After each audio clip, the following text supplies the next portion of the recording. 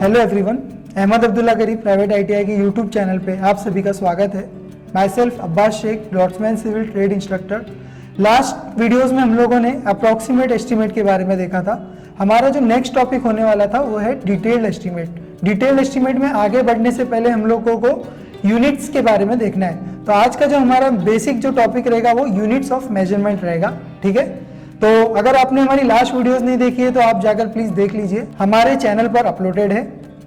So let's begin. सबसे पहले units of measurement होता क्या है? कोई भी जो वर्क होता है, हमारा आइटम होता है जिसका हम एस्टिमेट बनाने वाले, उसको हमको कौन से यूनिट में मेजर करना है, ठीक है। तो वो चीज हमको समझना है।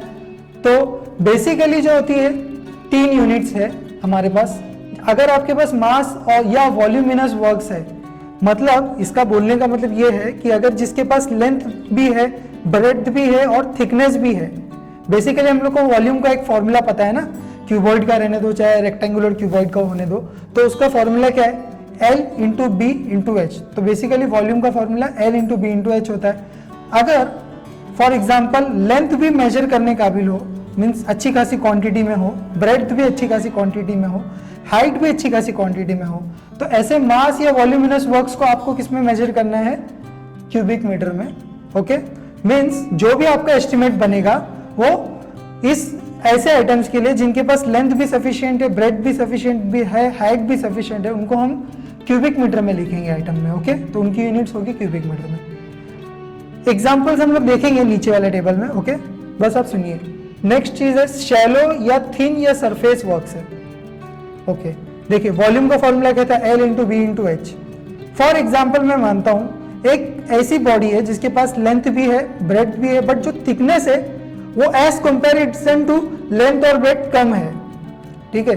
थिकनेस या हाइट में बोलूं अगर वो कम है, या कोई भी एक डायमेंशंस, जैसे कि लेंथ और हाइट ज्यादा है, ब्रेड्थ कम है, ओके, कोई भी एक डायमेंशन अगर कंपैरिजन ऑफ 2 डायमेंशन अगर कम होगी, तो ऐसे शैलो या थिन या सरफेस वर्क्स को हम स्क्वायर मीटर में नापते हैं। ओके, नेक्स्ट चीज है long and thin works.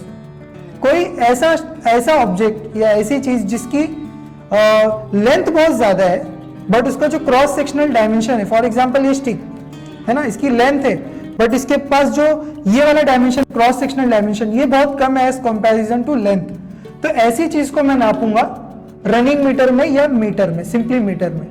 Okay, चलिए हम आइटम और वर्क की तरफ बढ़ते हैं और उसकी यूनिट्स क्या होगी वो देखते हैं। ओके, सबसे पहले हमारा आइटम है एक्सकवेशन या अर्थवर्क। दोनों नाम से बुलाया जाता है, एक्सकवेशन और अर्थवर्क। आप कोई भी जमीन पर जब भी आप फाउंडेशन बनाने जाते हो तो आपको कुछ खुदाई करनी पड़ती है, एक्सकवेशन करनी पड़ती है। तो वो जो एक्सकवेशन या अर्थवर्क आप कर रहे हो उसको आप मेजर करोगे क्यूबिक मीटर में। ओके, ये जो आइटम्स मैं डिस्कस कर रहा हूं ये बहुत कॉम्पैक्टेड आइटम्स है, बहुत जरूरी आइटम्स है, तो ये तो मिनिमम इतना तो आपको याद रखना ही है। ओके, पहला हो गया एक्सकवेशन, इसकी यूनिट होगी cubic metre.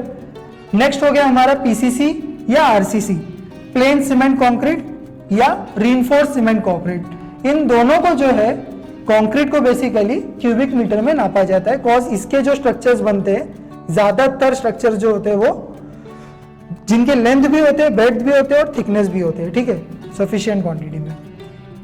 Next plastering and Poynting. अब आप लोगों ने जो प्लास्टरिंग में अगर आपको कुछ आइडिया होगा तो प्लास्टरिंग में हम लोग क्या करते हैं, एक एरिया कवर करते हैं वॉल का। ओके, जिसको लेंथ तो अच्छी खासी होती है, हाइट भी अच्छी खासी होती है, बट आप लोगों ने एक चीज नोट किया होगा, जो उसकी थिकनेस होती है प्लास्टर की वो 12 mm या 16 mm होती है। मतलब आप समझ रहे हो 12 mm 16 mm कहाँ, और आपने जो डायमेंशन लेंथ और हाइट नापी वो कहाँ, मतलब कितनी ज्यादा है क्वांटिटी लेंथ और हाइट की as comparison to thickness. Means ये क्या हो गया, जो उसकी थिकनेस है वो बहुत ज्यादा कम है, तो ये कौन सी कैटेगरी में आ गया? प्लास्टरिंग, ठीक है। ये हमारे शैलो या थिन या सरफेस वर्क्स की कैटेगरी में आ गया, इसलिए प्लास्टरिंग एंड पॉइंटिंग की जो यूनिट होगी वो स्क्वायर मीटर होगी। आई होप पॉइंटिंग के बारे में आइडिया होगा, अगर नहीं है तो मैं बता दूं। पॉइंटिंग एक ऐसी चीज होती है जैसे कि आपने एक ब्रिक मैसनरी या स्टोन मैसनरी बनाया है, ब्रिक की वॉल या स्टोन की वॉल बनाया है। अब अगर आप वो सरफेस जो है प्लास्टर नहीं करते हो अगर, और आपको वो जॉइंट्स दिखाना है, रिवील करना है, ठीक है, तो वो जॉइंट्स को आप ऐसे ही नहीं छोड़ सकते। हम क्या करते हैं, थोड़ा सा रेकिंग करते, उस प्लास्टर के जो जॉइंट उस वॉल का जो जॉइंट होता है उसको हम थोड़ा सा खुरदते हैं और उसमें फ्रेश मोटार डालते हैं, ठीक है। तो ऐसा जो प्रोसेस होता है फ्रेश मोटार जिससे फिनिशिंग कर देते हैं हम जॉइंट की, उसे पॉइंटिंग बोलते हैं। तो प्लास्टरिंग रहने दो चाहे पॉइंटिंग रहने दो, इनकी क्वांटिटी, इनको जो हम लोग को नापने का जो स्टैंडर्ड तरीका है स्क्वायर मीटर में हम उसको नापते हैं, ओके। नेक्स्ट है steel work. Now majority of the steel work जो होता है, जो भी स्टील का हम काम करते हैं, चाहे वो रीइंफोर्समेंट रहने दो, चाहे आई बीम रहने दो, चैनल सेक्शन रहने दो, एंगल सेक्शन रहने दो, इन सारी चीजों का जो वर्क होता है स्टील का, वो majority of the time, note my point, majority of the time हम उसको क्विंटल में नापते हैं। नाउ एक एक्सेप्शनल केस पे आ जाता हूं मैं। फॉर एग्जांपल जो हमारी ग्रिल्स वगैरह बनते, ओके, जो ग्रिल्स वगैरह बनते, तो वो जो होते हैं वो सरफेस वर्क जैसे होते हैं मोर और लेस, ठीक है, उनकी थिकनेस बहुत कम होती है, तो उनको आप स्क्वायर मीटर में भी ले सकते हो। लेकिन मेजोरिटी ऑफ द टाइम जो स्टील वर्क को हम लोग क्विंटल में ही नापते हैं, अनलेस स्पेसिफाइड। जब तक स्पेसिफाई नहीं करेगा कि ग्रिल वगैरह का वर्क है, तब तक आप उसको क्विंटल में ही नापोगे। क्विंटल मेरे हिसाब से आपको पता होगा एक वेट की क्वांटिटी है, ओके। 100 kg means 1 quintal. तो आप जो भी स्टील का वर्क होगा वो क्विंटल में नापोगे। नेक्स्ट चीज है हमारी रूफिंग एंड फ्लोरिंग। जो हमारी छत होती है, रूफ होती है, ठीक है, उसका भी जो 2 डायमेंशन जो होता है, आप प्लान में अगर उसको देखोगे तो लेंथ और ब्रेड्थ ज्यादा होता है as comparison to its thickness. For example आप एसी शीट डाल दो, एस्बेस्टस सीमेंट शीट डाल दो, ठीक है, जीआई शीट डाल दो गैल्वेनाइज्ड आयरन की, तो उनको एरिया तो होता है अच्छा खासा, बट उनकी थिकनेस बहुत कम होती है। इसलिए अगेन रूफिंग मटेरियल है तो उसकी यूनिट क्या होगी, स्क्वायर मीटर में होगी। फ्लोरिंग की तरफ आ जाते हैं। फ्लोरिंग जो आपकी टाइल्स होती है, चाहे वो मोजाइक फ्लोरिंग रहने दो, ठीक है, कोई भी फ्लोरिंग रहने दो, तो उसकी जो फ्लोरिंग की यूनिट होती है, अगेन एरिया वाइज तो अच्छी खासी होती है, लेंथ भी होती है, उसको ब्रेड्थ भी होती है, बट उसकी जो थिकनेस होती है बहुत कम होती है। इसलिए हम फ्लोरिंग को भी जो है स्क्वायर मीटर में नापते हैं, ओके। अगला जो हमारा मेन यूनिट है वो है ब्रिक वर्क।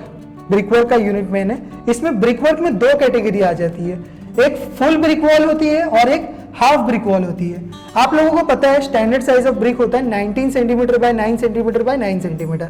अगर आप वो जो 19 सेंटीमीटर वाला हिस्सा है, आप जो भी आप वॉल का फेस बता रहे हो उसके अगर परपेंडिकुलर में रखते हो 19 सेंटीमीटर वाला फेस, 19 सेंटीमीटर वाला फेस, ओके, मीन्स आप उसको अगर header bond, stretcher bond, I hope आप लोगों ने पढ़ा होगा, ठीक है। तो आप अगर उसको हेडर पैटर्न में सजाते हो, उस ब्रिक को या बॉन्ड को लगाते हो हेडर पैटर्न में, मीन्स उसका जो छोटे 2 डायमेंशन है 9 बाय 9 सेंटीमीटर के, देखिए 9 बाय 9 सेंटीमीटर का, अगर आप ये वाला फेस रिवील करते हो, सामने दिखाते हो, तो वैसी वाली ब्रिक वॉल को मैं बोलता हूं फुल ब्रिक वॉल, ठीक है।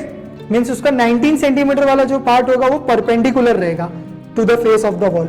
अगर फुल ब्रिक वॉल की मैं कोई वॉल कंस्ट्रक्ट करता हूं तो उसकी यूनिट होती है क्यूबिक मीटर में, ओके। और उसी का उल्टा अगर मैं कर दूं कि ये जो 19 सेंटीमीटर वाला जो फेस है, मीन्स इसको स्ट्रेचर फैशन में अगर मैं उसको बॉन्ड को सजा दूं 19 सेंटीमीटर बाय 9 सेंटीमीटर, इस तरीके से अगर मुझे फेस दिख रहा है वॉल का सामने से, तो ऐसे पैटर्न में मैं इसको बोलूंगा ये हाफ ब्रिक वॉल है, कॉज इसकी जो थिकनेस रहेगी वो हाफ हो जाएगी।